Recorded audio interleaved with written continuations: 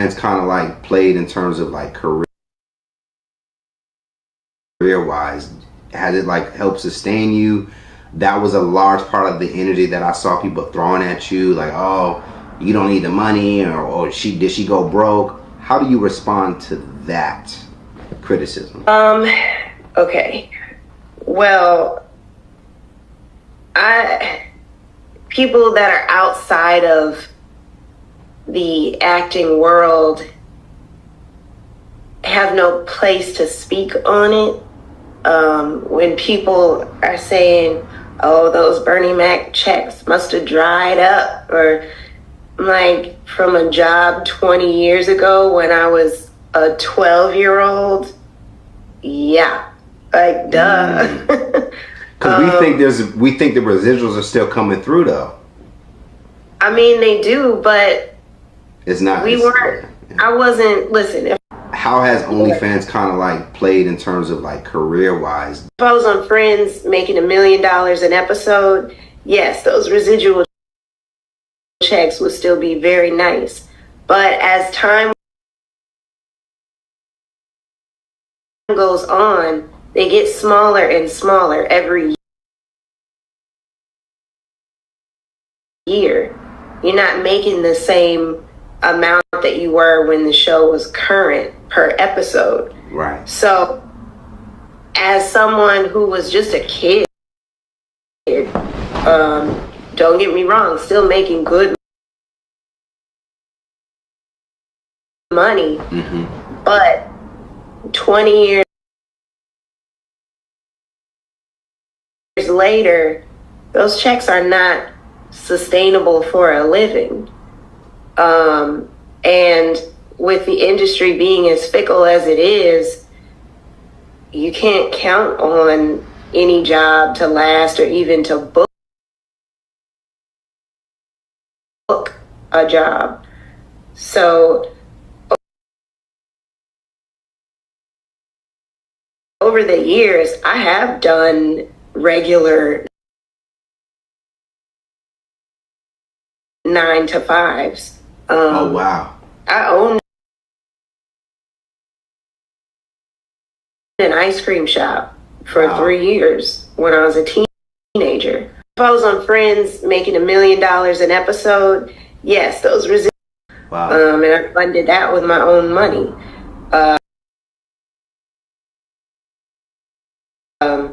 I taught gymnastics to kids where I was making like $11-12 an hour. So I've done that. Wow. But if I can find a way to make enough to buy a home from the comfort and safety of my own living room, why wouldn't I do that? Wow. And I funded that with my own money.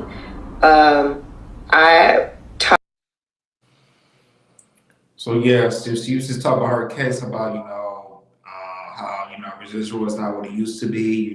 There's certain shows, like she said, it was interesting, the show she said about Friends, like, how, back in the 90s, Friends, that was a top show. And people who still on the show, they still get like a million, almost like maybe up to $1 million per check on an episode like that, maybe $100 or $100,000 per check and everything, because people still watch Friends from Netflix and everything. It was a big shows, and some of these black shows that we had back in the 90s, like I remember Living Single and everything. I remember Living Single and Friends, they was battling into it and everything, but the thing is, they propped up Friends more and everything than Living Singles, which I believe Living Single is better than Friends. But let's speak about the cast of Living Singles. Maybe some of them are still get residual checks, but it's not like they get residual checks like Friends are, because Friends, a lot of people's getting a lot of money who was on the show, which is no check. So I see what she was talking about. But go ahead, Ronnie. I mean, I'm not Ronnie, but go ahead. I can't. What's your take? What she was talking about, how the industry is and why she chose to do OnlyFans. Shout outs to Joe Hodem. Assalamu alaikum, brother. Shout outs to Joe No Hodem, my brother from another mother. Jordan, she mentioned some things that we need to stay on. If we're not in the industry, we don't know what they're talking about. She just reminded me how old the show was. Them checks ain't the same. She didn't have a pivotal part in the show. And then on top of that, how her contract was structured. Same thing happened with the Cosby Show. You remember the guy was working at Trader Joe's. Yep. And and mind you, he was there trying to feed his family. A lot of us think that and first off, let's get something straight. If you don't own the production team, you're not filming and you're putting out your own movies like Adam Sandler, he is worth 300 millions.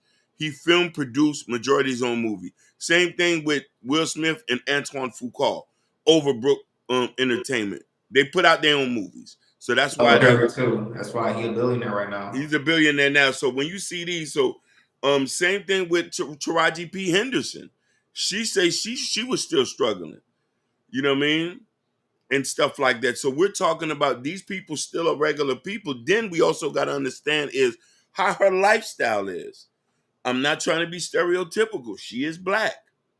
She might want some nice things. Gucci, Fendi, Prada, big cars. You know what I mean? She said it's not enough to sustainable. Was she living in a nice apartment or stuff? But she said when them checks was just how her parents were managing her money at 12. When them $10,000 checks was coming in. This ain't our brother who was singing, they have no ownership. Next level, let's talk about. I wonder what happened to their residuals when the companies like Tubi have bought them out. Sapphire, there's another one. Does that get cut down? Because it's free now. So how much ads they running on the thing? There's so many nuances to these things. You know what I mean? And this goes back to the conversation we had on here. I think was it here with Sapphire and them. All we now have to be the moral police on what women do with their bodies and how they present themselves. And we might have our own personal opinion, but does that mean that we judge them and hold them to court? And I guess at the end of the day, we had a space where it's none of our business. I'm not dating her. I'm not trying to sleep or be on top of her and stuff like that. She has to deal with whatever man that comes to want to deal with her, that her doing OnlyFans. She found an outlet that she wants to make money. And then it could go to the same thing with us. A lot of men want to sell drugs, slang pistols, drill, talk rap about killing black people, and we profit off of it. So I look at it from that point. No, you made a lot of good points. The thing with these Hollywood stars, especially when they was kids, and when they get older, they fail to realize they forgot to leverage their opportunity when they was in Hollywood. A lot of them do it. You got Orlando Brown, who's another one who used to be a Hollywood star as a kid, but now he's older. He's all over the place. You don't know where to start and where to go to and from. He's all it's just a sad situation when you see. Same thing with Jarrell White, who played Steve Urkel on Family Matter. Same thing. He had a good run as a child, but now when he's older, I think he has his own marijuana company. If I'm not mistaken, over there in California. I could be wrong, but if I'm not mistaken, and he's trying to find his place in the world. So that's why I'm saying, Hakeem, you made a good point about the parents. The parents plays a good part with these kids when it comes to Hollywood. Now let's go to her. OnlyFans is only 1% of people actually making all the money on OnlyFans. Not all of them, like half OnlyFans is making a lot of money. People fail to realize that. Just because you have an OnlyFans account doesn't mean you're making money. It doesn't work like that. You have to have strong description. You have to have a strong following. Not only that, people got to actually like your content. Pretty much. I think a lot of people don't really like her content that as much, so I don't think she's making a lot of money on OnlyFans. However, it is stable for her because she's getting a check. She's not begging out here. So that's why it's the only reason why she continued to do OnlyFans, because she get a check every month. Same thing if she was a YouTube content creator. Go ahead, Hakeem. No, I just wanted to confirm you are right. Jaleel Wright is selling marijuana. He has a partnership with 720 Labs, and his cannabis variant is called Purple Urkel. Oh, so I was right. Okay, cool. You was right. I knew I saw it on. I think I saw it on his Instagram, so I was right.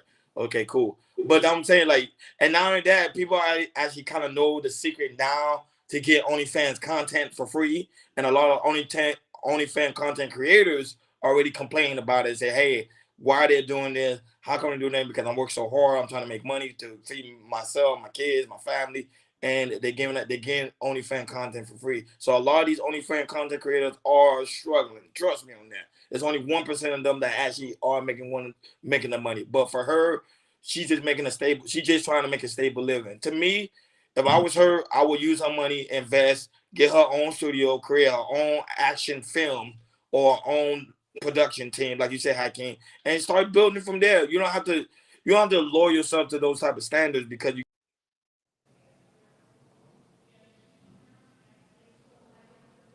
I think he froze. And come back and come out. Yeah, just to piggyback on what Ronnie said, I'm just going about the Hollywood industry and everything.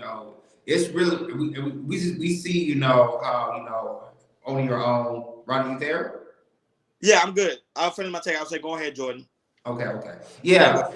As we can see, in 2024, and also me living in LA, and seeing how, actors in Hollywood work and everything, and also last year how they had the Hollywood strikes and everything. It's just very important, when it comes to acting or building your own production team company, it's important to build your own and grow your own. You see that, Tyler Perry, he started off, with the Medias, with plays, and with the movies. Now he has his own studio, and now he's a billionaire. Look at 50 Cent, he was a rapper, turned actor, and then he started being a producer. After the producer, he started building his G-Unit studios in Shreveport, Louisiana. So shout out to that. So just to see, actors, really black actors and black women actors, it's really, really, really tough out here because, once you start and everything, people think like, you get paid like that. But as we saw with the last year's strikes, majority of people really don't get paid like that. You got to work many, many, many jobs. There's actors out here today in their 30s and 40s. They might be full-time actors, but they probably have like 2 or 3 jobs outside of acting. They might be working in a restaurant, maybe be a bartender, maybe be the Uber driver, driving the Uber Eats and everything. A lot of these actors, they have either a full-time job, 2 jobs or 3 jobs just to make ends meet because being an actor out here, especially out in Hollywood or whatever, it's really, really tough.